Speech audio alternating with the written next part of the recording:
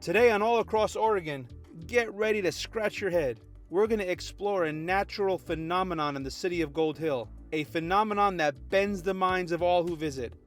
From there, we're going to learn about an eating and drinking tradition that dates back hundreds of years to Britain. And we'll meet a woman who has carried on this tradition right here in Southern Oregon. So come with us as we go all across Oregon.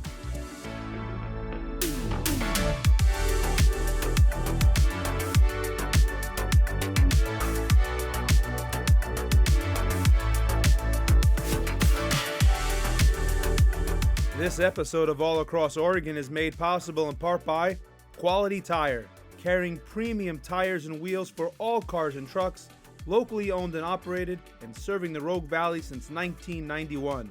Dave's Import Service, serving the Rogue Valley since 1989.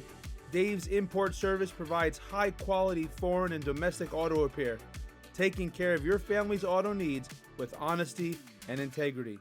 And John Warricoy, CPA, premier tax professional and profit builder in Southern Oregon and Northern California. Now, Gold Hill.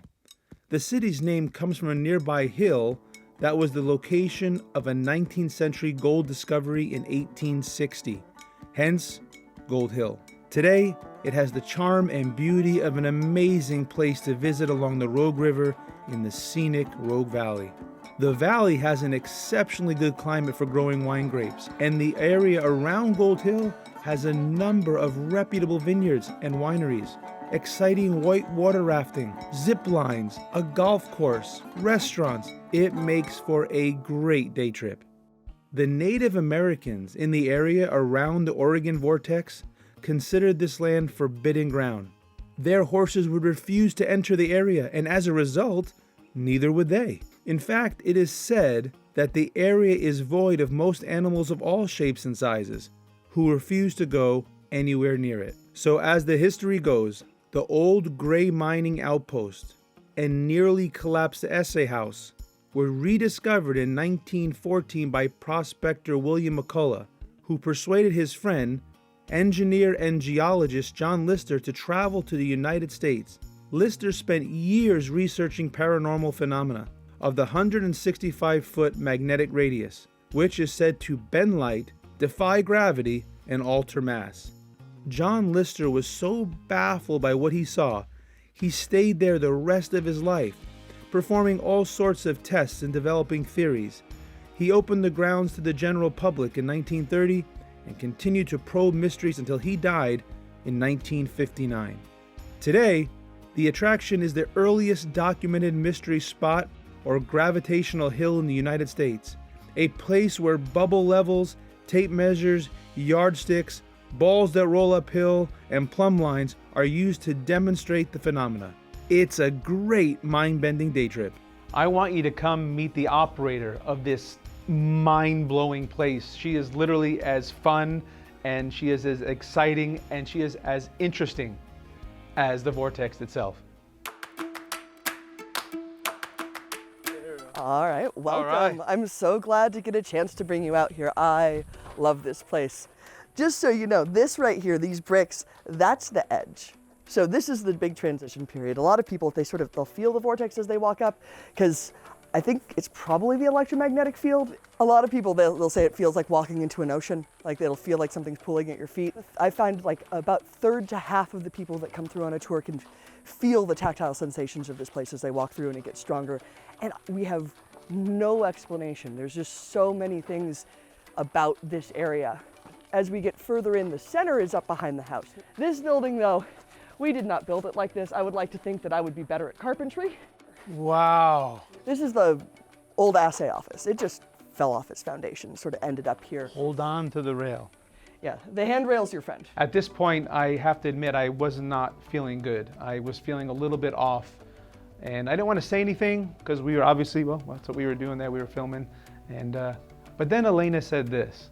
That pushing feeling is happening. It's real. The vortex actually pushes outward from the center. Center is about 10, 15 feet straight that way. So what you can do in here that will help is you can actually sit down against it and then push back, and you can just lean into that. Anti-gravitational. Meaning there's slightly less gravity inside the area, and pushing outward rather than pulling inward. Because otherwise people walk around in here and they're like stumbling sideways the whole time. Okay, I felt that motion sickness. Yeah. There we go. Okay. And so that's just my coping mechanism. Yes. For being in here. You should go back and you can do and dodge bullets right over the top. I feel it. Right? Okay, so I never saw the movie, but I kind of felt a little bit like Keanu Reeves. You know, I was like, whoa, is this real? In theory, areas like this one are scattered all over the planet. I assume that they're part of the Earth's magnetic field. There are a few things that people will remember for decades after they've been here.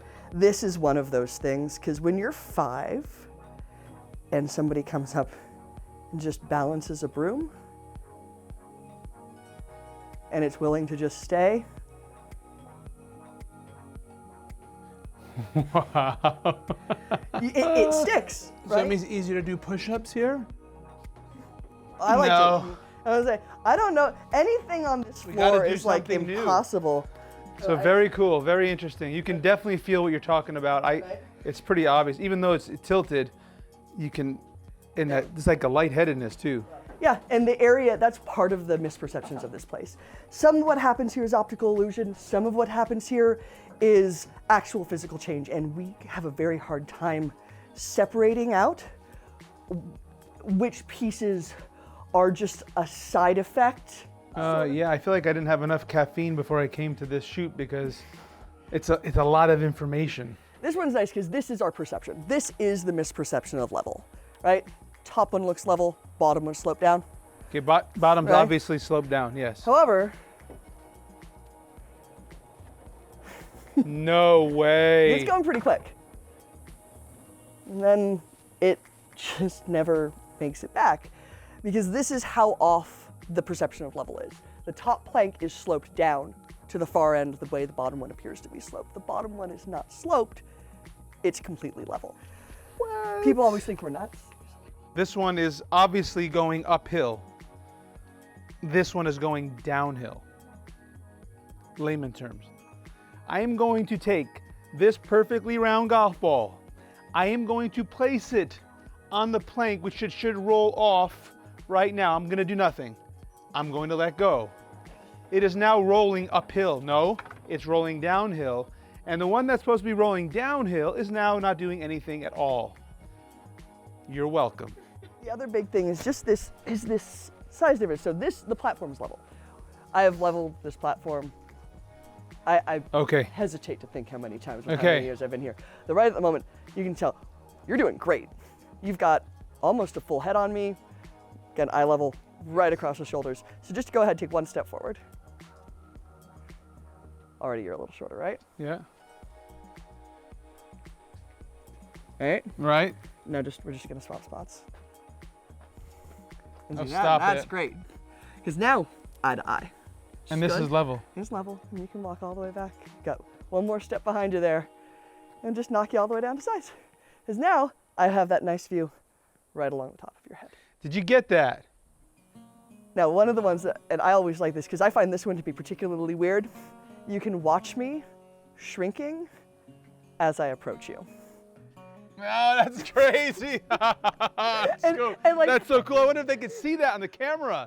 And so the fact that you can see that shift in camera as well as in person helps eliminate this concept that somehow this was a manufactured illusion. I don't know if it's all the gummy bears I ate while I was driving here, but I am lightheaded and nauseous. This one, you can put it on top of our heads. Okay. And this gives us an angle of comparison, right? You can see how tall we are based off the pitch of that top bar. So if in a photo, you can actually measure this angle and our heights, and then hold on to your end, because we're gonna do a very clean pole dance and swap sides here. And you take that far end, and then you can measure that matching photo, and you can see the pitch difference. You can measure the difference in angle from one side to another. Each height change varies. How much you see starting at the edge of the area, walking all the way through as we come up. And right now we only explore half of the space. There's a whole nother half of the vortex that we haven't had a chance to develop yet. We're gonna both take a step like you did. We're gonna get right next to each other, and then we're going to turn. You're gonna go that way, and I'm gonna go that way, okay? So we'll just do it for the camera, okay?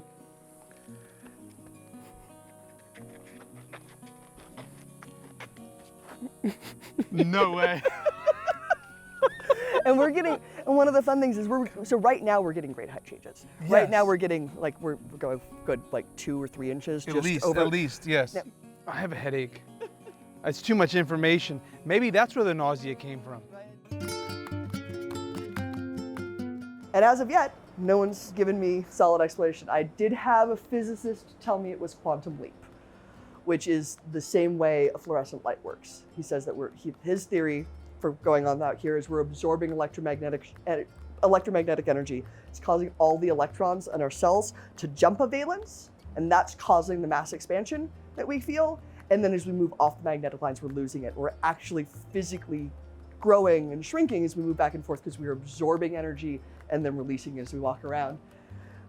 Which is apparently how we get light out of fluorescent is you run current through the fluorescent tube, and when the AC peaks, it absorbs the extra energy, causes the electrons to jump a valence, and then when that drops, because it's an alternating current, it translates that vibrational energy into visible light. And he's like, that's what's happening. You're shifting, and I'm going, that's how would I tell you check? Well, that's what I would have came up with. The same thing that physicists say. Yeah, no, definitely. I would right? have probably came up with that the first time I came up here. So. Yeah, in 15 years. In 15 years, he was the only person who's managed to come up with a solid theory that did not make me go, You're going to take the magnet, you're going to drop it through the top of the pipe, and then you're going to catch it with the same hand. Okay, I'm going to catch it with the same hand. That's how fast I have to go. Yep. I have to go really fast then. Yep, you got to, and wait for it. Oh my gosh, Yep. You've got to look. I got to watch it. You need I'll do this one more time. That is so cool. That is so cool.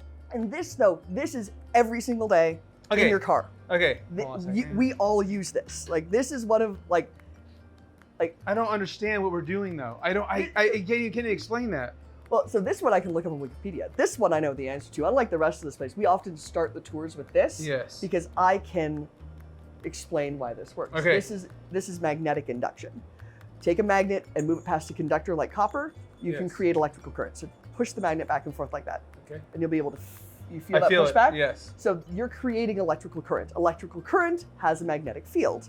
So the moment you drop the magnet through the copper pipe, it's creating an electrical current that then has a magnetic field that pushes back on the magnet as it falls. Okay. I thank you for having us so much. It's very interesting. I couldn't fake that, how sick I felt, when we went up there. I promise I it wasn't fades quickly. Yeah, no, I was like, I'm gonna get sick, but it was pretty much.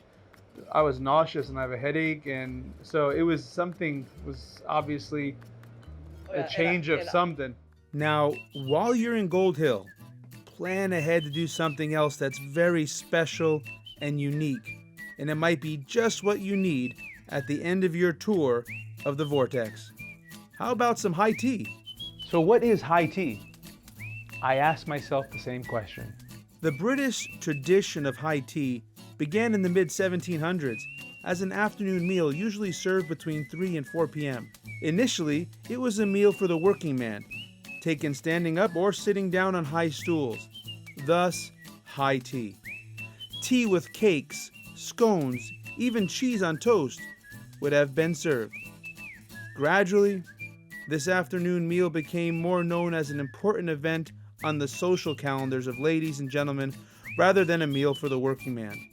For the leisure classes, high tea served a practical purpose, allowing ladies and gentlemen the opportunity of a substantial meal before attending the theater or playing cards.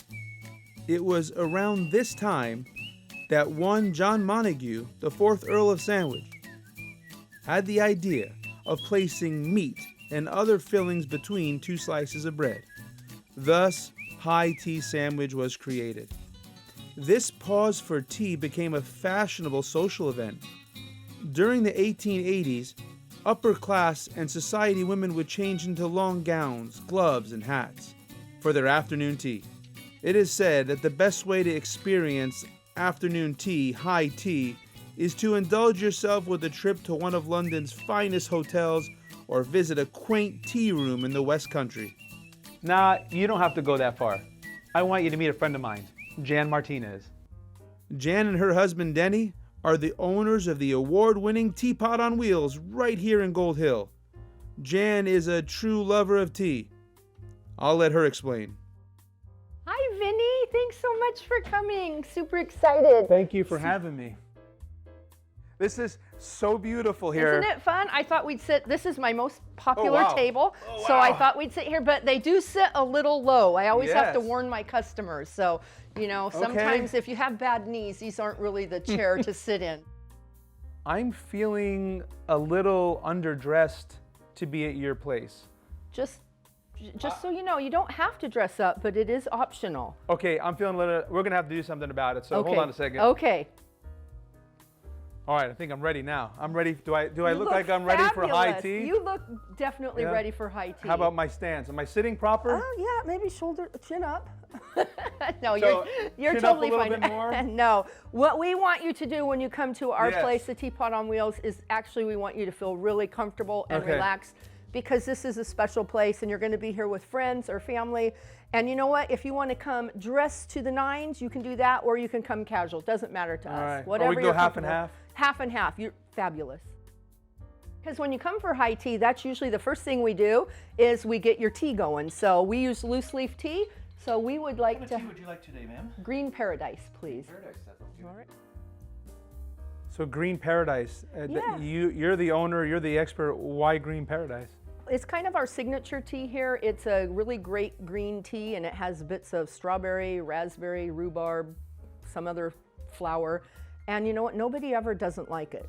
So we always suggest it. You should see all these teas. I've never seen this much tea in one place before, and everything's just like. You said loose leaf tea, so that means they are not in a bag. They are not in a bag. We do not serve bag tea here. We have a little saying here at the Teapot. Bag tea to us is kind of like the hot dog of the meat world. Now, I'm not saying you can't get good tea in a tea bag, but we like loose leaf tea. So why high tea? Why a restaurant like in this? And by the way, beautiful, amazing, and your venue for your weddings and amazing. How does that start? We started out of our home office. I had a lot of teacups and saucers, pretty china, tablecloths and teapots, and I rented them. So I was the Teapot on Wheels. So That's how it started. that's how it started. None of this was here. It all started with that. I gotta ask the history behind this, the proper way. If I was to, I saw the pictures of the Queen. If I was having high tea with the Queen, how does this work? Do I put them together? Am I supposed to be delicate? Well, if I was having high tea with the Queen, I would probably really read up on what I was supposed Supposed to do, I'd okay. probably actually hire a mentor. And then after about 3 or 4 months, I'd feel qualified to go have tea Wow. with the Okay. Queen. Yeah. But This is in real. This my is real tea- business here. In This is my serious tea stuff. room, we're not quite that posh. Okay. Okay. Have high tea at my place. The first thing you have to do is make a reservation, because high tea takes a lot of work. It's all done up that day. So if I have 50 high teas scheduled, my kitchen staff is gonna make all the stuff for 50 high teas. So if you show up at 1 in the afternoon and you just wanna come in for high tea, we cannot accommodate that. We have to have a reservation. Okay. So that's the first step. The next step is to show up, preferably on time, that helps. So this is our Green Paradise tea. It's one of our most popular, and we serve it also iced and sweetened. Let me see here.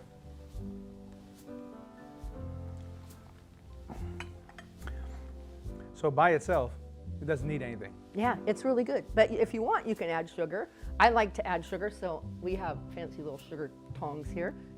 It's just to use the sugar tongs is worth it, so, because Oh. it's kind of fun. And all the little girls that come in to have high tea here love the sugar tongs. Now, you don't want to clank. Try not to clank. Don't do this. Okay. Just I'm getting a good lesson. Stir softly. So that would be improper. Yeah. That would be improper. Maybe. To It's not tea improper clank it. here because nothing's really improper here. We really want to focus that we're not about all the rules. We're about the relationship. Okay? There Well, you go. I haven't made any noise yet. I'm very impressed. I'm impressed because if you know what I do for a living, as you do know what I do for a living, I'm very Yeah. loud, and I make a lot of noise in the kitchen. So this is unique. Oh, I clinked. Don't clank your spoon. You're wrong if you clank your spoon. And actually, you know, the pinkies up thing is really just an American thing. They don't really do this over in the UK. They think we're kind of silly to do this. So you're setting me up for failure if I were there. Yeah, so just so you know. So not pinky up.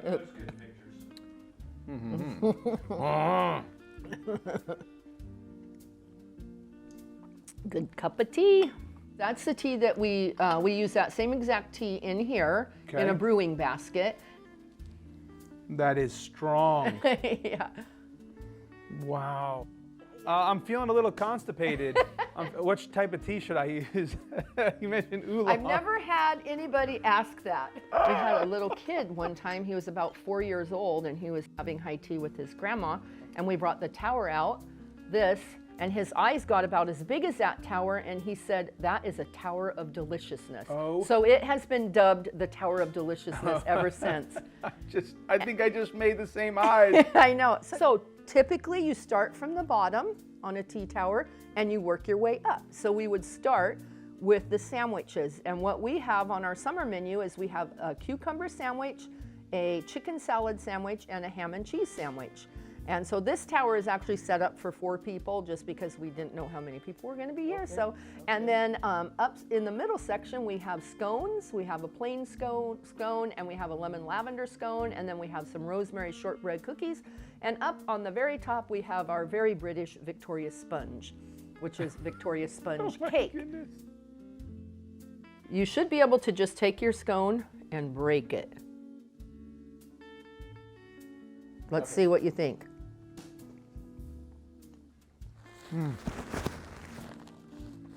I think it doesn't matter which one you put on first. I think you're right. That is fantastic. Isn't that good? Oh my goodness. Wait a minute, there's rosemary in these There's cookies? rosemary from my garden.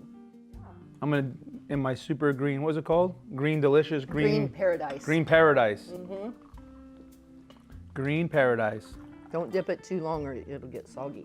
Oh my don't want goodness. soggy shortbread. I need to go to finishing school. Okay. I don't think you're quite ready for tea with the queen yet. Maybe another couple weeks. I'm working on it. Okay. Did you get it? I got it. Okay, so you can take your flag out. Okay. Don't want to eat that. No.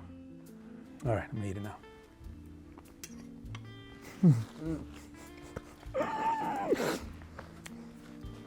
This is crazy. You people are very talented. I am so happy to be here. Thank you. And I'm so happy to share this with other people. Well, good. Well, before you get too excited, Okay. we have one last little dessert that's going to come out. Oh my Thank you, goodness. Linda. Should I move this over? Yeah, let's scoot Like it this over here? here. That's fine. Right. This is our chocolate mousse, and we serve it in this little teacup. How cute is that? I'm in shock. I don't know what to say. Isn't it cute? Everything. It's like having dress up with your daughter. So good. No packages. That's amazing. Okay, so I gotta admit, the whole experience was tea-rific. Tea-rific. Get it? Come on. So that is our high tea experience. When you come, you not only get to hang out with your friends or family or both, you get to enjoy just a plethora of flavors. This is what you'd really look like Do you need a nappy? if you weren't being proper. It's So been a happy. delight to have you, especially with that snazzy jacket. Yeah, thank you. Thank you. You're welcome. I think I got flour all over my sugar all over my Well, pants. at least it'll blend in and with the your chair. jacket. It's well, okay. thank you again, and thank you so much for having us. Thank you. And, we look forward to seeing you again. I will be here. All right. I will be here with my wife, my granddaughter. Cheerio. So thank you. What I found most touching about visiting Jan at the Teapot on Wheels is that in this chain-fed, fast-paced world, we forget what it's like to just sit down and have a nice meal with someone you love, your friends, your family. Having high tea changes that. It makes you do just that. Sit down, take your time. As it comes out in courses and you're conversing, and the atmosphere and all the little trinkets and the process and the love that goes into the meal that's prepared, and the tea that you get to choose. You have to experience it for yourself. I mean, you are going to absolutely love high tea. Well, what can I say? It was a fun day. Maybe your brain was hurting as bad as mine. Elena at the Vortex was such a great host, as she very energetically described the undescribable and helped us realize how little we know about nothing. And Jan at the Teapot on Wheels showed us a tasty tradition that we should all give a try: high tea. I'm so glad you joined us today. See you next time as we go all across Oregon. This episode of All Across Oregon is made possible in part by Quality Tire, carrying premium tires and wheels for all cars and trucks, locally owned and operated, and serving the Rogue Valley since 1991. Dave's Import Service, serving the Rogue Valley since 1989. Dave's Import Service provides high-quality foreign and domestic auto repair, taking care of your family's auto needs with honesty and integrity. And John Warricoy, CPA, premier tax professional and profit builder in Southern Oregon and Northern California. Visit allacrossoregon.com to find out more about the people and places you've just seen. And don't forget to follow us on Facebook and Instagram.